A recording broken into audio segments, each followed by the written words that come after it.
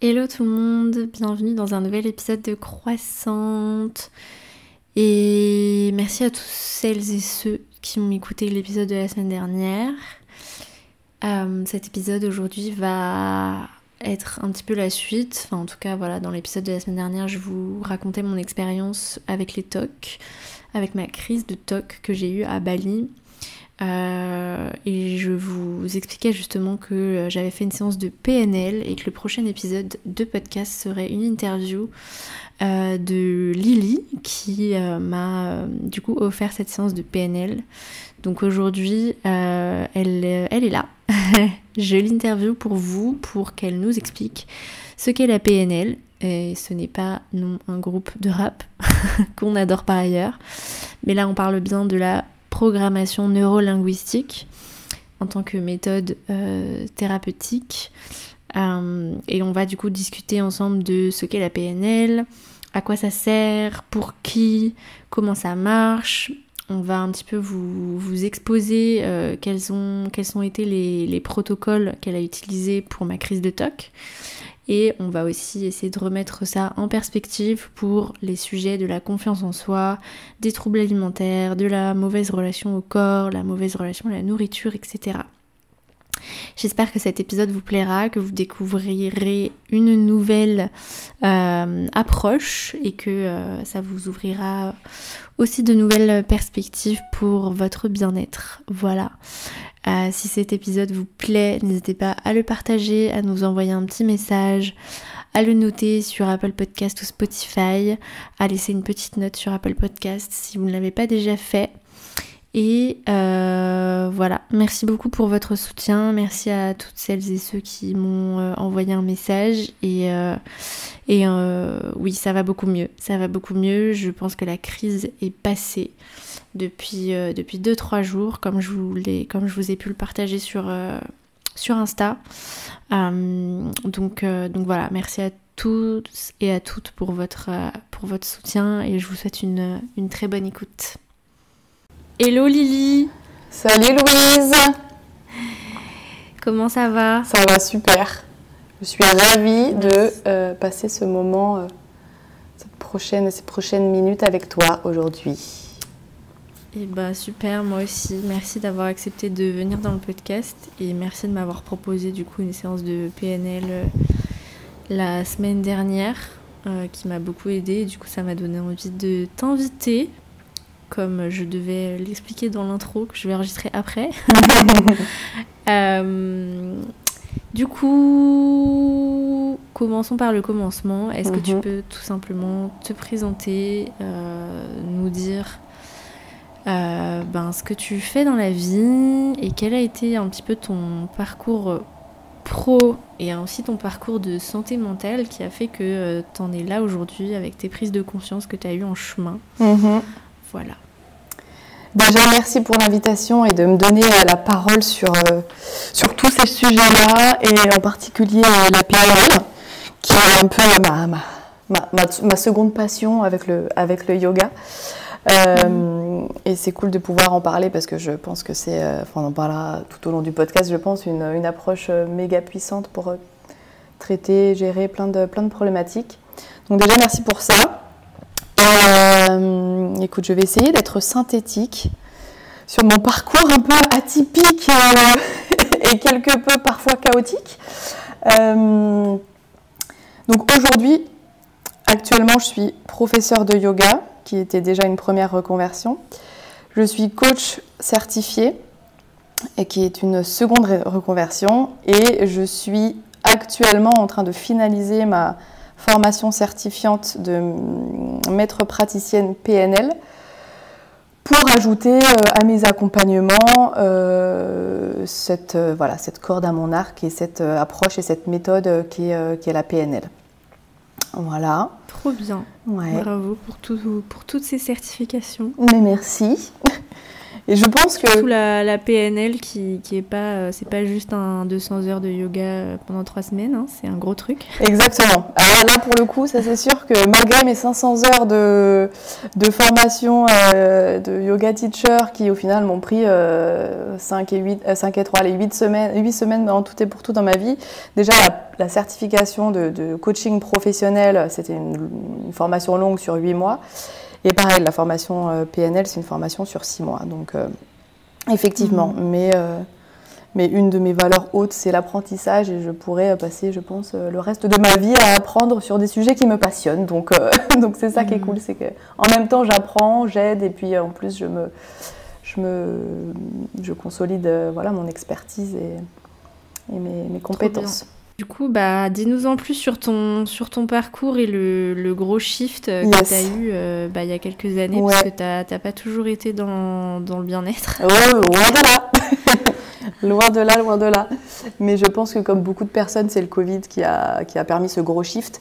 Donc en gros, pour reprendre mon parcours, alors d'abord plus côté santé mentale, parce que c'est ce qui a commencé le plus jeune, et puis après on passera à la partie pro.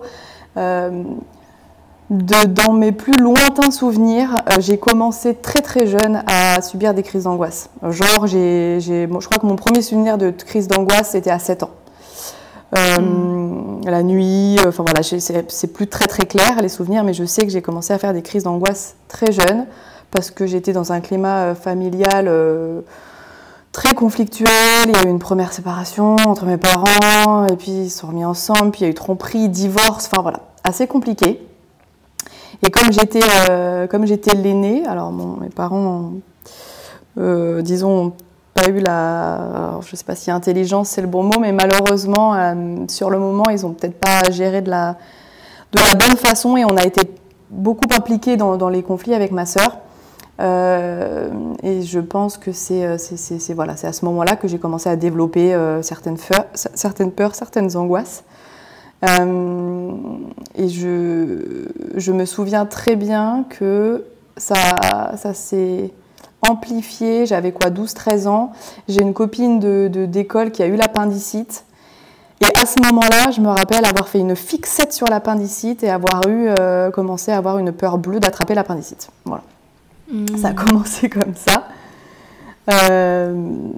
Et après, je pense que ça s'est encore transféré sur autre chose, un peu lié, hein, mais ensuite j'ai commencé à développer une phobie, on va dire en fin d'adolescence, je dirais vers 16-17 ans, donc qui s'appelle l'hémétophobie et qui est la phobie de vomir.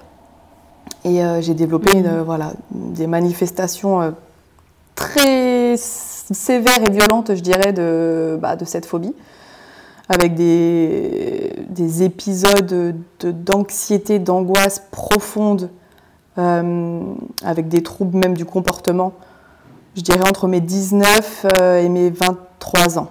J'ai vécu 3-4 années très très compliquées, totalement renfermée sur moi-même, qui correspond à peu près à mon cursus en école de commerce, quand j'ai quitté, le foyer familial et que je me suis retrouvée à Paris. Voilà. Ouais, ce que je veux préciser, c'est que... Parce que pour moi, dans ma tête, en fait, la phobie de vomir, c'était juste, en fait... t'as peur de vomir. Mais en fait, c'est pas juste... T'as pas juste peur de vomir. C'est-à-dire que tu ne veux plus prendre les transports. T'as peur de sortir de chez toi. T'as peur qu'on te transmette la gastro. Donc, tu veux voir personne. C'est... Exactement. C'est bien plus que juste... si je vomis, j'ai peur. Bien sûr, exactement. C'est que tu rentres dans des processus d'évitement, d'anticipation de tout, et donc du coup ça agit forcément sur tes comportements. C'est-à-dire qu'il y a eu, je pense qu'il y a eu peut-être 5-6 semaines d'affilée consécutives en plein hiver, je ne me rappelle plus quand exactement, où je ne suis pas sortie de chez moi, je n'ai pas mis les pieds dehors. Je passais des heures et des heures sur des forums d'hémétophobie et sur le site, je ne me rappelle plus ce que c'était, pour checker l'évolution de l'épidémie de gastro en plein hiver. Donc les mois les plus compliqués de l'année, on va dire que c'était entre novembre et février, et je passais tous les jours, alors que c'était actualisé toutes les semaines. Mais j'allais tous les jours sur le site voir l'évolution de l'épidémie de gastro. Voilà, je sortais pas, je mangeais peu, du coup ça se reflétait sur moi, mes comportements alimentaires, je prenais pas les transports, enfin j'avais peur de tout, quoi. Je m'enfermais dans une bulle qui me maintenait en sécurité et pour diminuer au maximum le risque d'attraper soit une maladie, soit de me retrouver dans des situations où je pouvais vomir, quoi. Voilà. Ouais, dur. Dur, ouais. Dur. Et du coup, à ce moment-là, j'ai quand même tenté des choses. J'ai essayé plein de thérapies, de méthodes, d'approches, plus ou moins traditionnelles. C'est-à-dire que j'ai d'abord vu une psychothérapeute, mais pas spécialisée dans les TCC, alors que les TCC, la thérapie comportementale et cognitive, ça peut être aussi une des approches les plus appropriées pour gérer les phobies. Donc j'ai d'abord vu une psy, bon ça n'a pas fait grand chose, je sais que j'ai fait une TCC aussi, mais bon, pas vu énormément de bienfaits. J'ai fait de l'hypnose, j'ai fait de la kinésiologie, j'ai fait de l'EMDR qui n'a pas trop marché non plus. Voilà. Après, est-ce que je me suis donné tous les moyens pour surpasser ça, ou est-ce que mon inconscient prenait le pas et essayait de m'enfermer quand même dans cette bulle où il trouvait sûrement du confort. Je sais pas, mais en tout cas, malgré tout ça, j'ai pas réussi à m'en sortir, entre guillemets, ou en tout cas à gérer les symptômes jusqu'à ce que je prenne quand même la décision de partir en Australie à la fin de mon école de commerce. En mode, je sais que là, tout de suite, maintenant, je me sens pas du tout capable de le faire, mais il va falloir que tu fasses quelque chose pour te sortir de cet état de dépression, on va le dire clairement. J'étais sous anxiolytique et sous antidépresseur pendant plus de 3 ans. Donc, à un moment, je me suis dit, est-ce que je veux passer toute ma vie comme ça, ou est-ce que j'essaye pas de sortir de ça, quoi. Ouais, ok. Et du coup, comment tu t'en es sortie ? Eh ben, est-ce qu'on se sort déjà de ça, tu vois, est-ce qu'on guérit totalement ? Je sais pas, mais en tout cas, non, aujourd'hui, je peux dire que je me suis totalement sortie, en tout cas, de l'hémétophobie, ça c'est certain, et de troubles anxieux forts, ça c'est certain aussi. Écoute, je m'en suis sortie, je dirais, clairement avec le temps. Avec le temps, avec les expériences, avec la vie en fait. Enfin, l'Australie, ça a été un gros déclencheur et le début ça a été très salvateur. Ça a été le début d'une libération, même si j'étais pas totalement entre guillemets guérie en revenant, mais il y a eu ça. Et puis après, j'ai envie de te dire, le temps qui passe, l'exposition à certaines situations, le fait de sortir, de te forcer à prendre le train, à prendre le bus, et puis de te rendre compte que c'est pas si horrible que ça, et puis que tu survis, et puis que tu tombes pas malade. Donc je dirais l'exposition et le temps, et les relations, et le fait d'avoir un environnement de plus en plus sain, et en même temps d'être entourée de personnes et de sortir de ma bulle, quoi. Je pense qu'il y a tout un tas de facteurs qui ont aidé à me sortir de l'hémétophobie. Ouais. Ok. Et par rapport à ton parcours pro, du coup, très rapidement, en gros, tu travaillais dans la finance. Tout à fait. Il y a vraiment eu un virage à 380 degrés. 180 degrés. Ouais, j'ai travaillé en finance de marché pendant 12 ans au sein du même service, du même département, au Grand Moulin de Pantin à Paris, de mes 25 à mes 34 ans. 24 à mes 35 ans. Et le Covid est arrivé, en fait. Je savais que j'étais pas du tout épanouie dans mon job, sauf qu'en fait, j'ai toute ma vie jusqu'au Covid vécu en mode pilote automatique. C'est-à-dire qu'au-delà des angoisses et tout ça, j'ai jamais été actrice de ma vie. J'ai toujours été spectatrice de tout. J'ai toujours pris des décisions, j'ai jamais fait de choix conscients et aligné, en gros, avec qui j'étais et ce que je voulais, puisque je n'ai jamais su qui j'étais avant mes 35 ans, en fait. Voilà, clairement. Donc en fait, j'ai évolué dans ce milieu parce que ça s'est fait comme ça. J'ai toujours fait des choix de facilité à la fin des études et tout ça. Donc 12 ans en finance de marché, dans un système qui ne me convenait pas, mais confort, sécurité. Et puis je me suis toujours mis des étiquettes en me disant de toute façon, tu es bien trop heureuse pour changer. Tu connais rien d'autre, tu n'as aucun centre d'intérêt, tu n'as pas de passion. tu feras jamais rien d'autre de ta vie, quoi. Et donc Covid, et puis il fallait bien s'occuper sur les pauses déj. Donc un jour, je lance une vidéo de yoga, mais je ne sais même pas pourquoi. J'avais jamais été forcément, voilà, j'étais pas une amatrice de yoga. J'avais dû faire un cours dans ma vie, à Bali d'ailleurs, je pense, 2-3 ans auparavant. Et voilà, et ça a été une révélation totale, en fait. Je ne saurais même pas expliquer ce qui s'est passé et décrire exactement ce qui s'est passé en moi. Mais je me souviens qu'à chaque fois que je me retrouvais en Shavasana, à la fin d'une vidéo YouTube ou d'un live, parce que tu sais, c'était l'époque où il y avait plein de lives de cours de sport et de yoga, tout ça, pendant le confinement.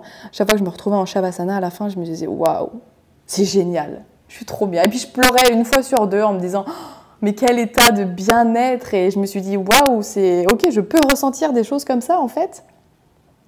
Et donc forcément le yoga est entré dans ma vie pour plus jamais en sortir. Et puis après, c'est tout un tas de choses qui te transforment. C'est pas que le yoga, mais à partir du moment où tu reprends, entre guillemets, conscience, que tu remets de la conscience sur ton corps, sur ton quotidien, et que tu te rends compte que finalement ça te va plus. Et puis ton alimentation, c'est pas non plus conscient, ton mode de consommation non plus. Enfin, en fait, tu commences à ramener de la conscience dans toutes les sphères et petit à petit, j'ai opéré des changements pour me réaligner en gros à qui j'étais, parce que j'ai aussi fait un gros travail d'introspection en même temps que cette découverte du yoga, quoi.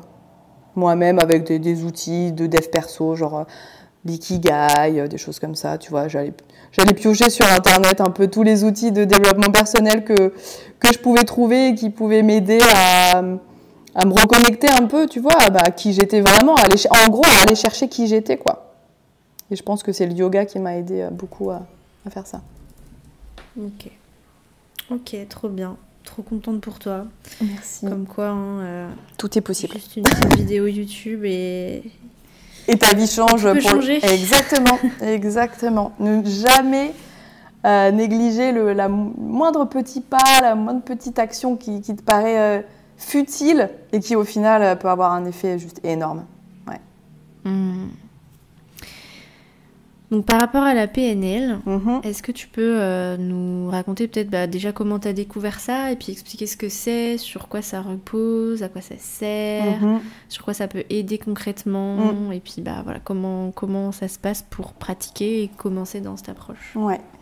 Alors comment j'ai découvert la PNL, je pourrais même pas te dire, parce que j'ai le souvenir d'avoir acheté déjà des livres sur la PNL bien avant que je commence le yoga, tu vois, que je me mette au yoga, parce que j'ai toujours été intéressée par le développement personnel.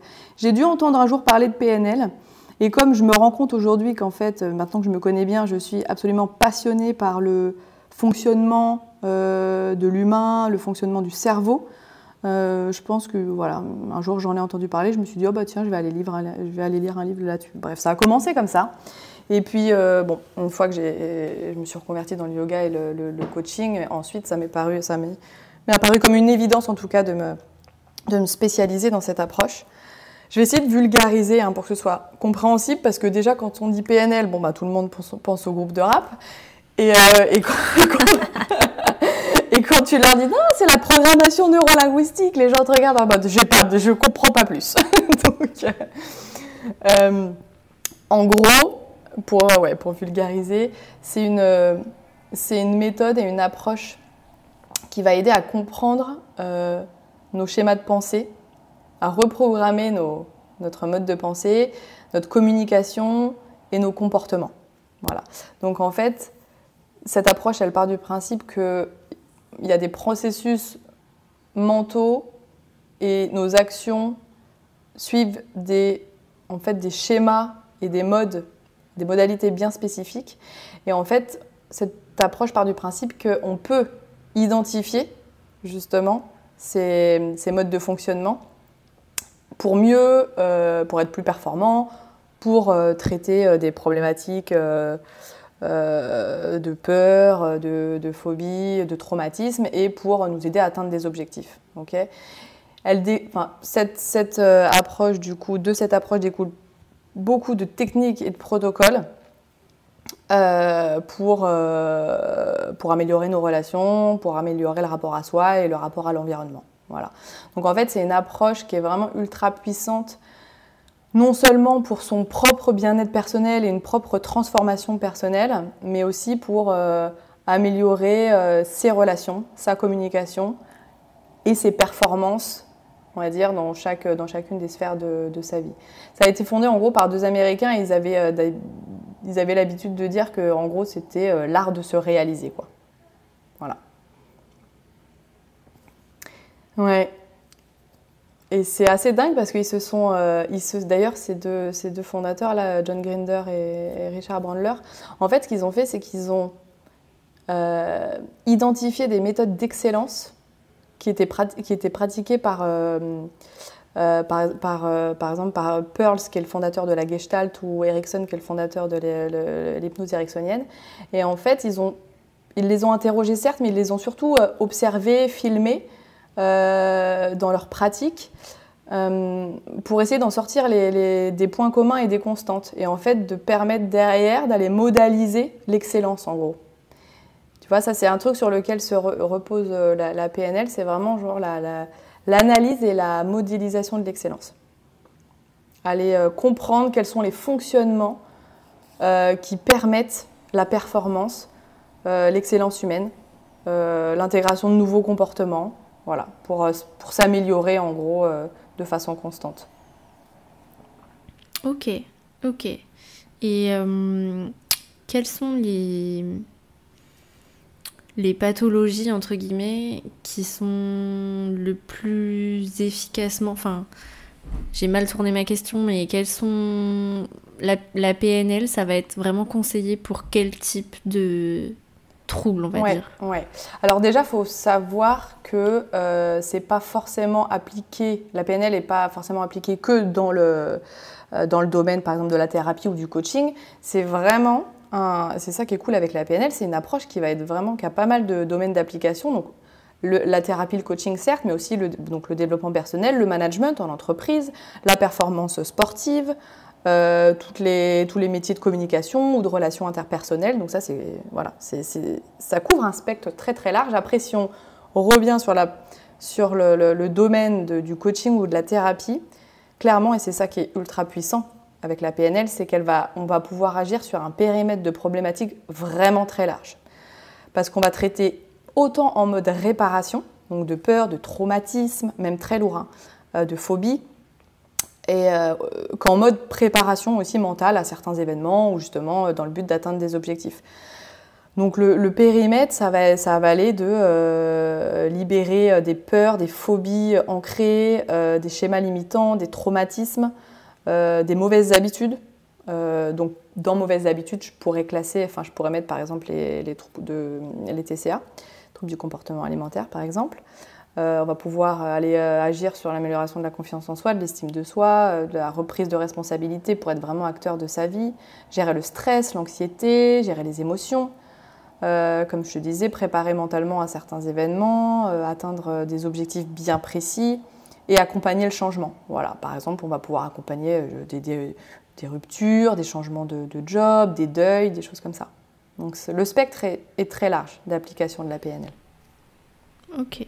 Ok, ça marche. Et alors du coup, c'est la question que je voulais te poser, comment on commence à pratiquer? Est-ce qu'il faut commencer par prendre un praticien ou une praticienne comme toi, ou est-ce que, un peu comme le yoga, il y a des vidéos sur YouTube, comment ça se passe pour commencer à pratiquer? Ouais.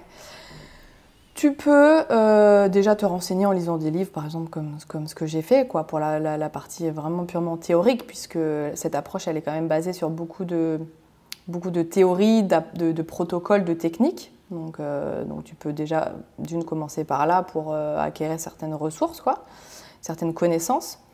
Et ensuite, tu peux, par exemple, la formation certifiante que je fais pour devenir maître praticienne, il y a plus de la moitié des participants qui la suivent à titre personnel. pour leur propre transformation et évolution personnelle et croissance personnelle. Tu n'es pas obligé de suivre une formation de PNL. Donc moi, je suis celle de Paul Pironnet, qui est un peu le mentor de la PNL en France, qui est très connu. Il y a des coachs, des praticiens, des thérapeutes qui suivent cette formation, mais il y en a qui le font beaucoup aussi au titre de développement personnel. Donc tu peux soit suivre une formation certifiante, certes, mais bon, ça, c'est vrai que ça commence à être un gros budget, puis même en termes de temps et d'énergie, faut avoir les ressources. Après, il y a énormément, on est en 2024, et tu sais aussi bien que moi que sur les réseaux, Internet, YouTube, tout ce que tu veux, tu trouveras les podcasts et compagnie, tu trouveras des ressources pour obtenir des clés, tu vois, des clés, des outils, des techniques qui sont issus de la PNL et qui peuvent t'aider dans ton quotidien et sur des problématiques de ton quotidien. Ouais. Ok. Je voulais qu'on aille aussi un petit peu plus dans le détail sur les protocoles PNL pour guérir les peurs et l'anxiété.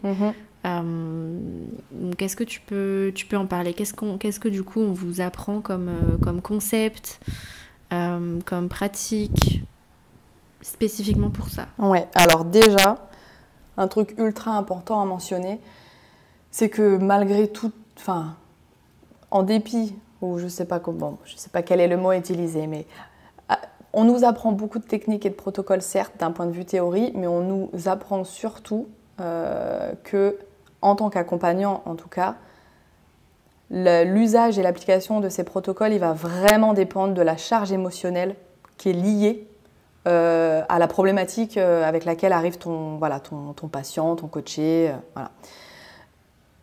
Et qu'il n'y a pas un protocole ou une technique pour tel cas, tu vois, telle problématique. C'est vraiment à l'appréciation de l'accompagnant d'utiliser voire même parfois on va superposer des protocoles, tu vois, par rapport au contexte et vraiment l'intensité et l'impact émotionnel qui est ressenti par notre client, tu vois. Donc c'est important de vraiment d'abord faire ce diagnostic entre guillemets quand la personne arrive de ce qu'on a à traiter et la charge émotionnelle qui est associée à ça, pour ensuite déterminer les protocoles qu'on va utiliser. Ok. Et est-ce que ça se combine aussi bien avec d'autres approches comme le yoga par exemple ou la méditation de pleine conscience? Effectivement, ce qui est cool avec la PNL, et c'est pour ça, comme je te disais, que il y a beaucoup de domaines d'application, puisque tu peux mixer entre guillemets des protocoles et des techniques PNL à plein d'autres approches. Et c'est pour ça que moi j'ai créé du coup ma méthode Yomé justement, où je le mixe et je le combine avec le yoga. Ce qui est cool déjà dans la PNL, c'est qu'il y a déjà une grande part quand même de spiritualité dans certaines techniques, tu vois. Il y a beaucoup de choses qui se croisent entre cette approche moderne et l'approche tradie par exemple du yoga, tu vois. Et donc en gros, moi je suis persuadée, et c'est pour ça que je le combine avec le yoga, que en combinant justement avec des exercices de respiration consciente, de la méditation, des exercices de pleine conscience, certaines pratiques posturales, ça va soutenir justement le travail de programmation et de reprogrammation qu'on fait avec la PNL. Et en fait, je pense que c'est absolument indispensable d'intégrer, on le fait déjà avec la PNL, mais je pense qu'avec le yoga, ça va être c'est encore plus fort, d'intégrer physiologiquement et émotionnellement tout ce qui se joue en arrière-plan dans l'inconscient et qu'on vient travailler avec certains protocoles, tu vois. Donc c'est pour ça que je pense que c'est...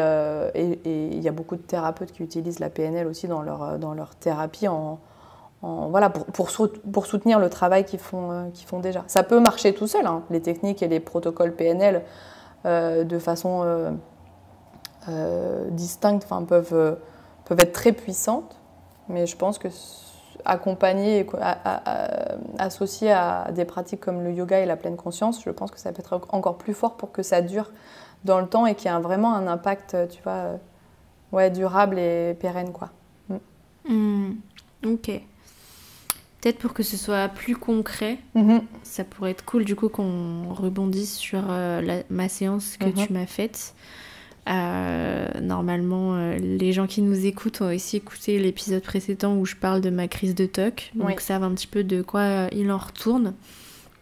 Donc du coup, est-ce que tu peux expliquer à tout le monde qu'est-ce qu'on a fait ensemble, comment tu as pu travailler en fait sur les informations que je t'ai partagées sur mes ressentis et pourquoi tu as choisi tel protocole, enfin expliquer un petit peu, voilà, peut-être en dire 2 mots sur les types de méditation, les types de visualisation que tu m'as proposés, puis moi je pourrais rebondir sur comment je me suis sentie à ce moment-là, etc. Ouais. Du coup, j'ai utilisé plusieurs techniques, plusieurs protocoles et aussi des techniques issues du yoga, pas que de la PNL. Par exemple, on a commencé par de la respiration consciente, donc ça que j'utilise moi beaucoup dans mes cours de yoga, juste déjà pour revenir au corps en fait, pour reconnecter, tu vois, pour sortir du mental et revenir dans le corps. Ultra, ultra puissant de toute façon pour moi. Je ne sais pas comment tu l'as ressenti, parce que je sais qu'aussi tu pratiques la respiration consciente. Quel effet ça a eu sur toi, mais pour revenir déjà dans le moment présent, te réancrer et revenir dans ton corps, c'est toujours par là que je vais commencer un protocole PNL ou une séance de yoga, clairement. Ouais, alors la respiration pour le coup, la première étape, les premières minutes, ça m'a fait du bien, effectivement. C'est par la suite que c'est devenu plus inconfortable. Oui, je me souviens. Après, il y a une partie un peu, entre guillemets, méditation guidée. Ça, c'est juste pour sortir que du mode respiration et pour ancrer encore plus la pleine conscience, tu vois, et l'ancrage dans le moment présent. Je me souviens pas exactement de tout ce que je t'ai dit, mais je t'ai fait revenir dans un état méditatif pour revenir au corps en fait, pour revenir aux émotions. Et pour te permettre derrière d'intégrer plus facilement tout ce qu'on allait faire et les protocoles et les techniques que j'allais, plus facilement, en tout cas plus en profondeur. Voilà. Donc c'était important de faire cette petite méditation guidée pour continuer ce travail d'ancrage vraiment en pleine conscience, quoi. Ensuite, c'est là où j'ai commencé à utiliser des protocoles PNL. Je savais que j'allais utiliser donc la dissociation double en second temps, donc ce que je t'expliquais, alors dissociation double, mais très très simple, parce qu'il y a une dissociation double encore plus complexe. Mais avant ça, en fait, j'ai appliqué le protocole d'ancrage. Et en fait, l'ancrage, c'est en PNL, c'est une association en gros entre un stimulus et une réponse émotionnelle et une ressource qu'on va activer. Donc en gros, je t'ai fait pareil, tu étais déjà dans un état méditatif, je t'ai demandé de quelle ressource et quel état interne tu souhaitais ressentir dans cette séance qui te ferait être complètement au top de toi-même et gérer ces tocs en étant vraiment dans un état interne et une énergie qui te permettent, comme si d'ailleurs on avait complètement pu éliminer ces tocs. Et en fait, le but de ce protocole, c'est d'aller chercher cet état ressource que tu veux activer. Une fois qu'on l'a, de revenir, de le faire grandir vraiment dans le corps avec une couleur, de le faire ressentir dans le corps. Soit avec un souvenir associé ou non. Alors là, je t'avais pas fait revenir à un souvenir et c'est vrai que tu m'as dit du coup tu avais plus de mal à le ressentir alors que dans la dissociation, là, on a fait appel à un souvenir. Donc dans l'ancrage, tu peux... parce qu'au début, c'était juste sur ressentir des couleurs, des émotions associées à des couleurs. Et là, c'était assez difficile parce que j'étais capable de visualiser, par exemple, un nuage un peu barbe à papa de coton rose nacré. Mais c'était très facile en fait de le faire complètement balayer par des choses contraires et négatives et douloureuses en fait. Ça restait pas imprimé en moi en fait. Oui, effectivement, quand tu l'associes à un souvenir, du coup cet état ressource va être ressenti plus intensément et va s'ancrer. Effectivement, J'ai gardé cette partie du protocole et l'association à un souvenir dans la dissociation, mais c'est quelque chose qu'on peut faire aussi dans l'ancrage pour que ce soit fort et pour qu'on arrive à retrouver cet état ressource. Ouais. Et en fait, une fois que tu as cet état ressource, tout l'objectif de l'ancrage, en fait, c'est que dès que tu es au pic de cette sensation et de cette énergie, de cet état interne et de cet état ressource, on va effectuer soit un geste, soit parfois ce sera l'écoute d'une musique ou une odeur ou quoi que ce soit, un geste qu'on va ancrer justement, qu'on va associer à cet état ressource et qu'on pourra utiliser ensuite au quotidien, dans d'autres circonstances, pour faire appel et réactiver cet état ressource. Ouais. Alors au début, je trouvais pas de souvenirs où je me sentais vraiment apaisée, insouciante, etc. Et j'ai fini par en trouver un. Je crois que j'avais expliqué dans le podcast de l'année dernière, mais c'était du coup un souvenir de vacances où j'étais vraiment toute seule, sans téléphone, sans travail, dans un hôtel sur la plage avec un hamac, où vraiment, au bout de plusieurs jours de digital detox, j'arrivais vraiment à détendre mes muscles, détendre mon cerveau pour vraiment ressentir un état d'être constamment en fait juste bercé par les vagues et d'être tout le temps dans un état limite de relaxation en fait, enfin don de theta limite quoi. Exactement. D'être tout le temps capable en fait de m'endormir si je ferme les yeux quoi. Et du coup, en plus, j'imagine que de ressentir de revenir à ce souvenir et de ressentir les bienfaits et l'état interne associé, ça te permettait derrière, dans le protocole, de te sentir plus apaisé et de vraiment ancrer cette ressource, même dans l'inconfort, entre guillemets, de ce qu'on a fait, de la dissociation. Ouais. De toute façon, c'est bien connu que... Et c'est un des principes fondamentaux de la PNL, c'est que le corps et l'esprit sont vraiment interconnectés et que tout se ressent plus fort de façon énergétique et émotionnelle que mentale, et que quand tu es vraiment installé dans un état interne positif, ça va permettre en plus derrière de faciliter entre guillemets la reprogrammation mentale. Tu vois, il y a vraiment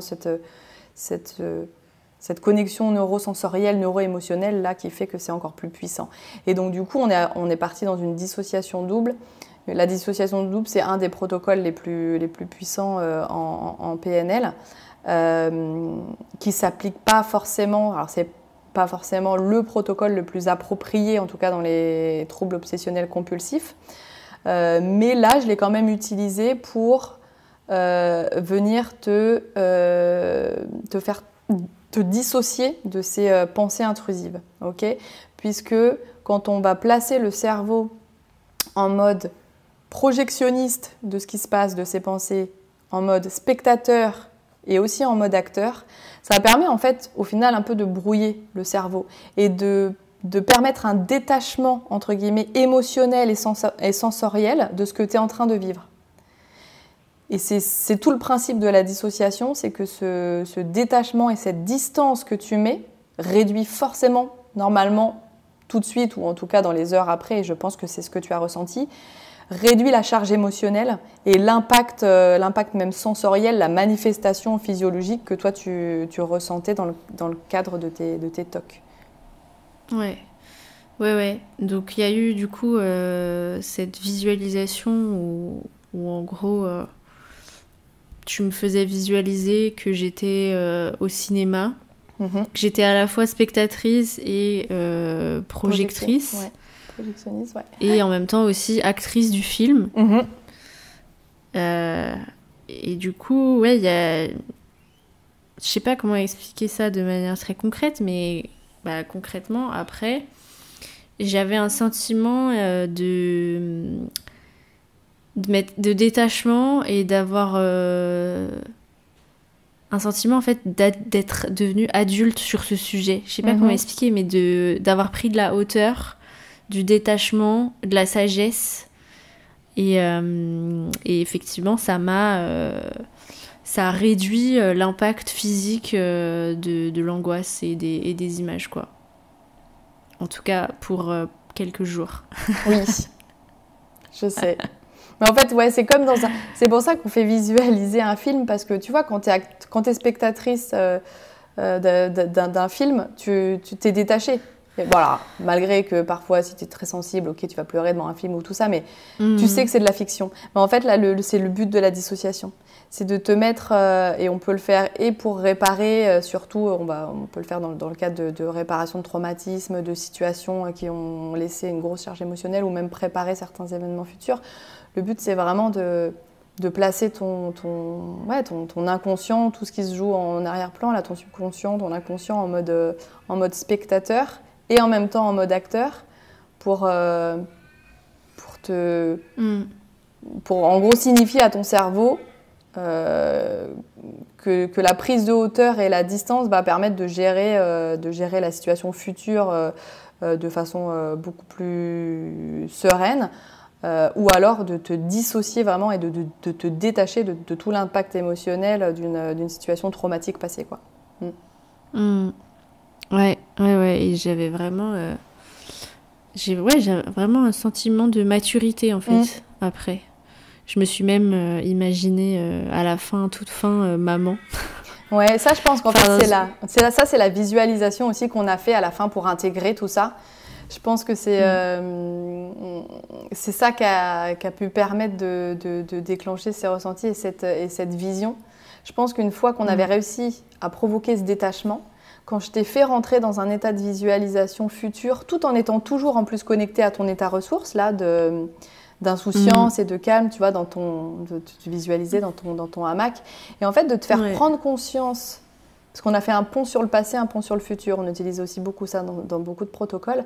En fait, de te faire prendre conscience que tu serais capable de gérer ces mêmes épisodes dans le futur et qu'en plus, tu as les ressources pour gérer ça et que tu as cet état ressource qui était le calme et l'inconscience que tu as toujours ressenti depuis ta plus tendre enfance.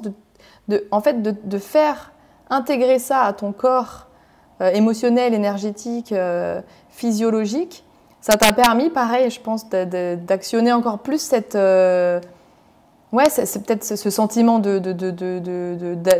maturité, de te sentir adulte jusqu'au point de te visualiser, alors soit avec ta future fille, soit avec ton enfant intérieur, je sais pas, mais ouais.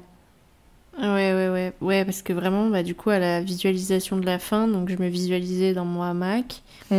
Et je me visualisais, en fait, c'est ça, c'était pas suggéré, hein, mais que j'avais du coup une petite fille dans les bras.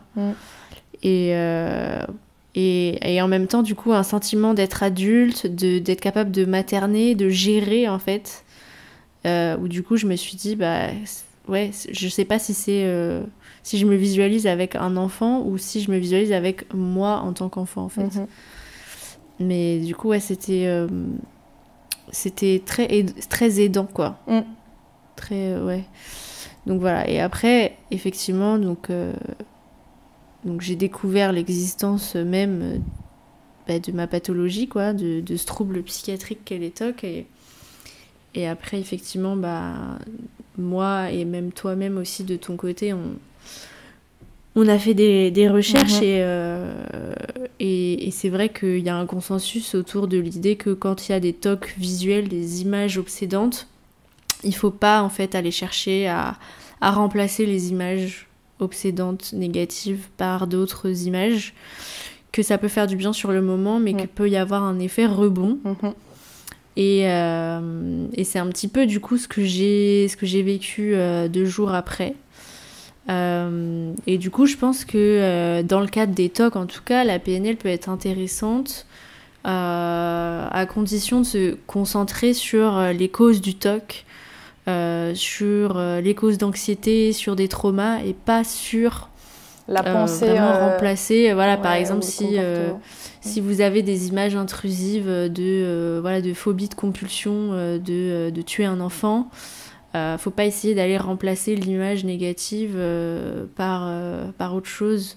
Faut essayer d'aller déjà dans votre thérapie psy, identifier en fait quelles sont les sources de cette anxiété, les déclencheurs des traumas, etc.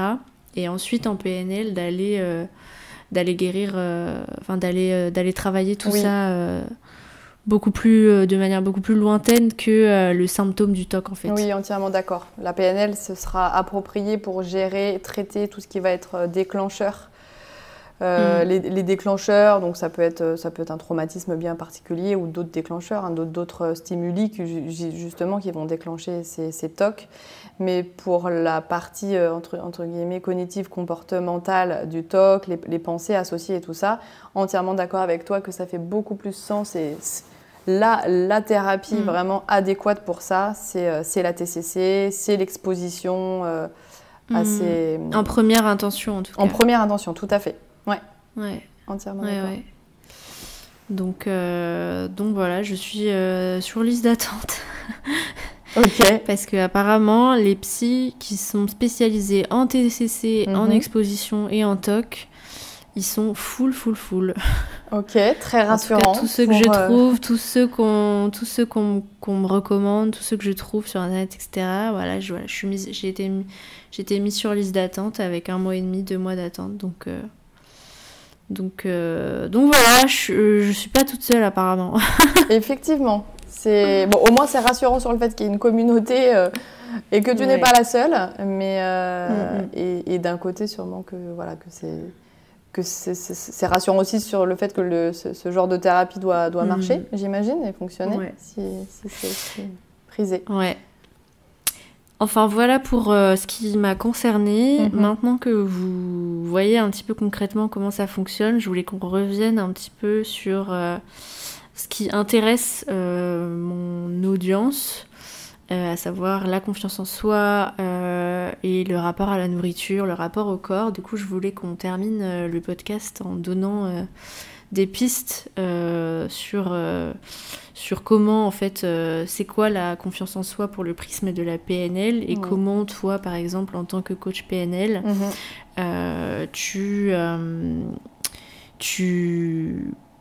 tu proposerais des choses pour les choses liées à la nourriture et au poids. Oui. Alors déjà, sous le prisme PNL, la confiance en soi, comme d'autres ressources, c'est un état interne, ok ? C'est pas un trait de personnalité ou voilà, quelque chose en gros que tu n'as ou que tu n'as pas. C'est une ressource, la confiance en soi, comme plein d'autres ressources, comme l'estime de soi, comme je sais pas, comme plein d'autres ressources dont tu peux disposer et que tu peux mobiliser. Et un des présupposés de la PNL, c'est que tout le monde possède toutes les ressources dont il a besoin pour réussir, changer, atteindre un objectif. Okay ? Donc ça veut dire que la confiance en soi, sous le prisme PNL, elle est déjà présente en chacun de nous. Ensuite, la tâche, ça va justement consister à l'identifier, à la mobiliser, et à l'ancrer, à la renforcer, la développer. Puisque la PNL dit qu'en gros, un état ressource et la confiance en soi, c'est la résultante de croyances et de pensées. Puisque, en gros, il y a un cercle tu as un système de croyances, ça va générer tout un système de pensées et de perception du monde. Et ces pensées-là, elles vont générer des émotions, des états internes qui vont ensuite déclencher certains comportements et donc des résultats. Donc, en gros, un des principes de la PNL, c'est que tu as un système de croyances qui va déterminer tes pensées et de là découlent tes émotions et donc ta confiance en soi. Donc, plus tu as des croyances constructives et puis plus elles vont te permettre en gros d'exprimer cette confiance et d'avoir un bon niveau de confiance, plus tu auras des croyances limitantes et puis moins ton niveau de confiance sera élevé, par exemple. Voilà. Donc ça, c'est déjà le présupposé de la PNL, de dire qu'on exprime tous à un moment donné et même les personnes qui te diront, et moi dans mes coachings qui me disent non, je n'ai pas confiance en moi, et qui vraiment s'identifient à cette part d'elles qui pensent vraiment fermement qu'elles n'ont jamais eu confiance et qu'elles n'ont pas confiance en elles, c'est faux puisqu'on arrive toujours à aller retrouver des situations, des souvenirs, des scènes dans lesquelles, et même souvent parfois dans les mêmes domaines de vie, où elles ont exprimé une confiance en elles.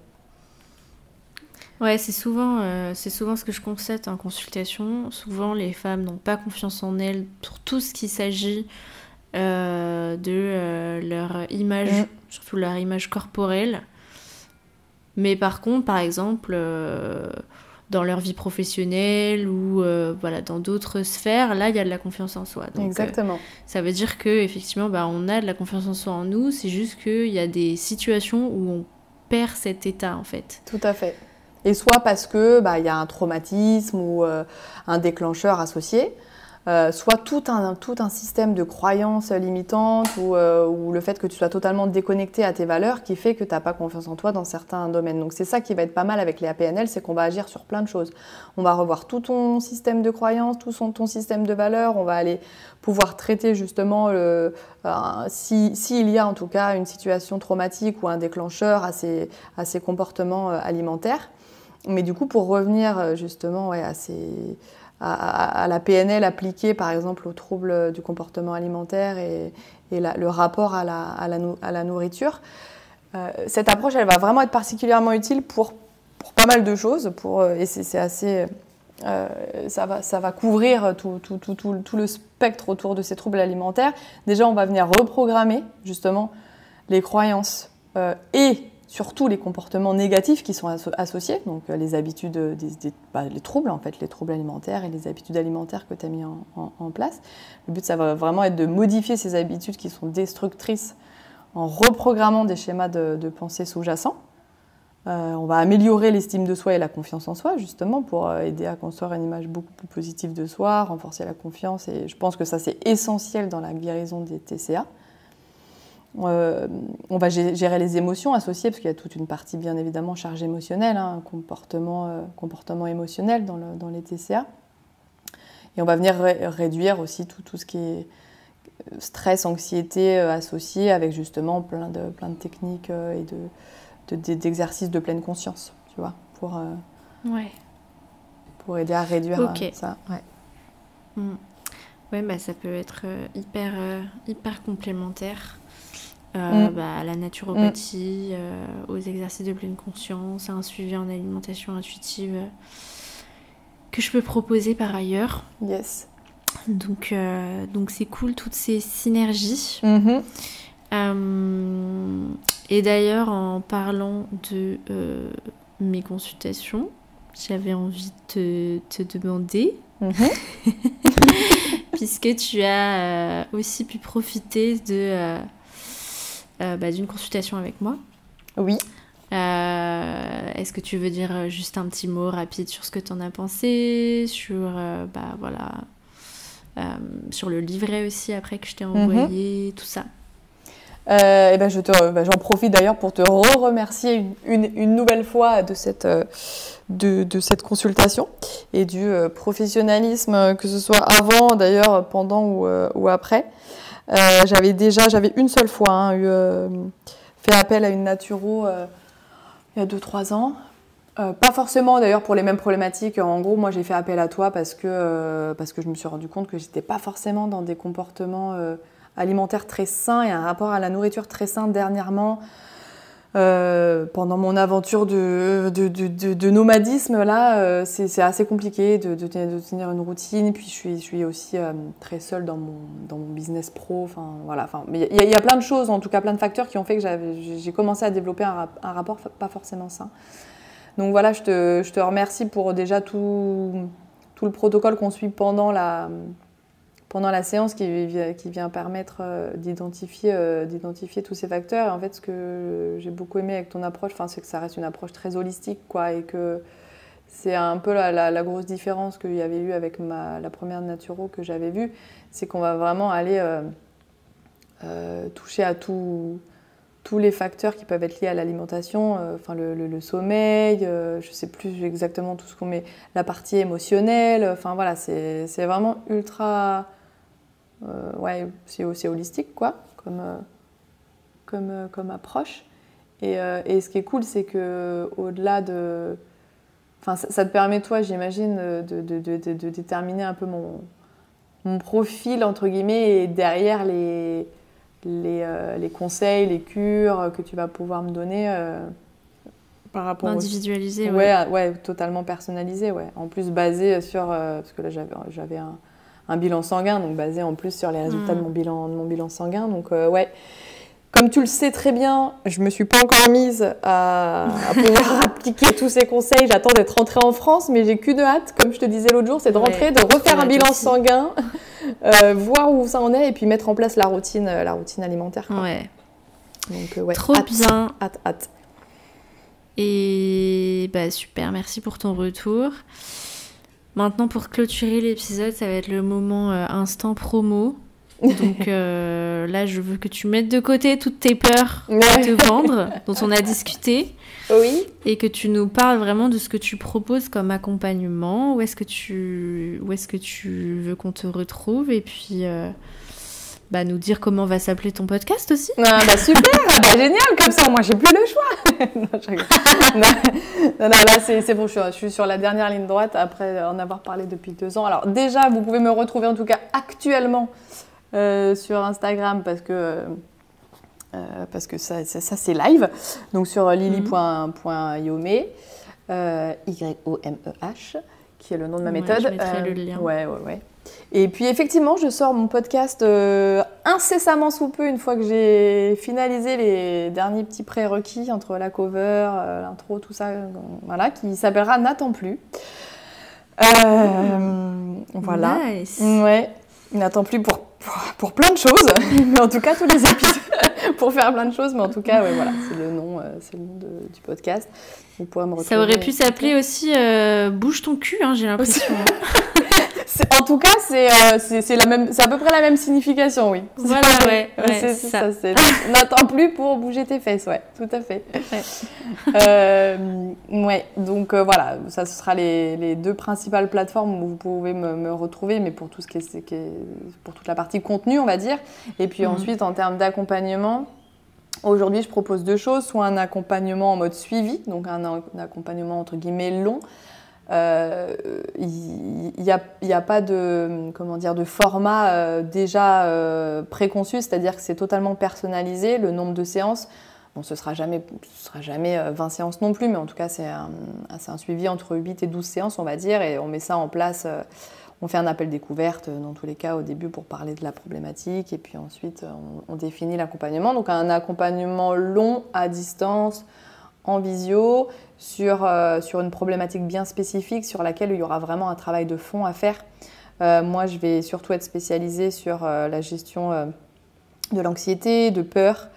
Les phobies, tout ça. Ouais, les phobies, exactement. Phobie, peur, anxiété, et puis tout ce qu'il y a autour, donc renforcer la confiance en soi, vraiment se replacer au centre et entre guillemets, une fois que tu as géré ça, c'est surtout pour devenir vraiment actrice de ton quotidien et te reconnecter à qui tu es vraiment, quoi. Donc ça, c'est sur un suivi long. Et ensuite, je propose des séances flash, entre guillemets, Alors, j'applique dans tous les cas ma méthode Yomeh, donc yoga et PNL principalement, et outils de coaching dans ces accompagnements longs. Donc quand je dis long, ça va être de 2 à 3 mois. Et ensuite, je propose des séances flash sur des problématiques spécifiques qui ne nécessitent pas un accompagnement forcément long. Définir un objectif, mettre en place un plan d'action, ou te préparer mentalement à un événement, ou justement venir utiliser un protocole spécifique pour traiter un sujet pendant ces séances qui seront plus longues, du coup, qui sont entre 90 minutes et 2 heures. Et voilà. Bon, aujourd'hui, c'est mes 2 offres, entre guillemets, un accompagnement flash et un accompagnement long. Ok, trop bien. Et ben, on mettra les petits liens pour que vous alliez voir à quoi ça ressemble, si ça vous parle. Et je sais que ça vous parle parce que du coup, j'ai reçu plein de messages depuis une semaine.